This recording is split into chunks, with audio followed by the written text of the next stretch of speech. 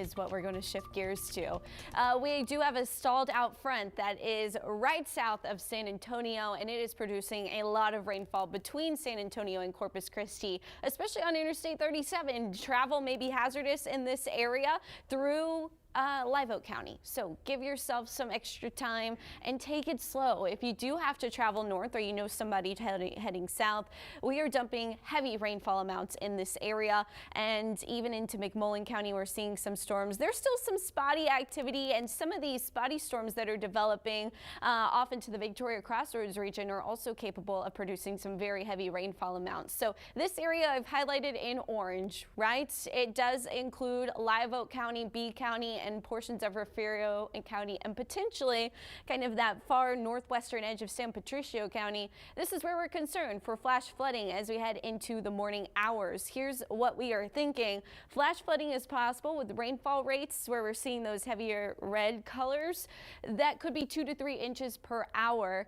And the rain is expected to continue over the next 2 to 5 hours. Now, I'm not saying that you're going to get 3 inches per hour for 5 hours and end up with 15 inches, but when you are under one of those heavy bands, you'll be getting a lot of rainfall. Unfortunately, I don't expect this activity to make it to Corpus Christi, but I'll let you know here in just a second what's going to happen as we head into the afternoon. 81 degrees right now. Road conditions are dry along SPID and much of the city. Winds are calm, relative humidity, very muggy out there. So we'll keep those temperatures in the 70s and 80s through the morning.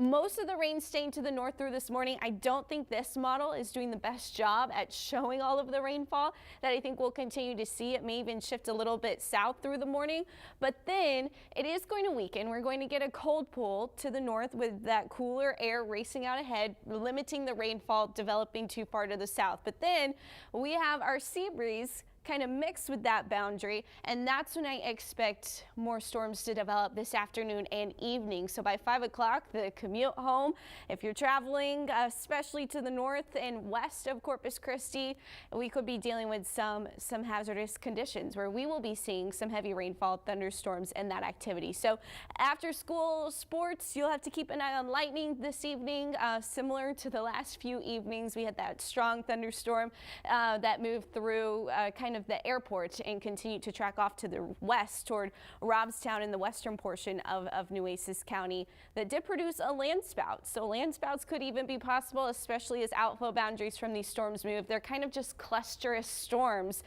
with the stalled out stationary front. There's not a lot of movement to the storms, and then kind of do what they want essentially. So that's what we're looking at. You can see some isolated activity along the coast heading into Thursday afternoon as well, and we're still keeping the risk of flooding at least that marginal level.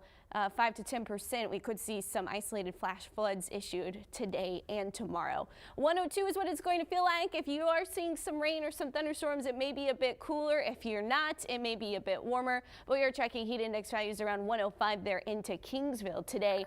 In your 7-day forecast, temperatures a bit cooler. We're getting more cloud coverage. We're getting more rainfall, especially Thursday and Friday. Not quite as much rain Saturday and Sunday. The temperature is a bit warmer there on your Sunday, but we are staying for the most part in the lower 90s, keeping rain in the forecast, and that's keeping us below that normal high of 95. Barbie, John Thomas. And I like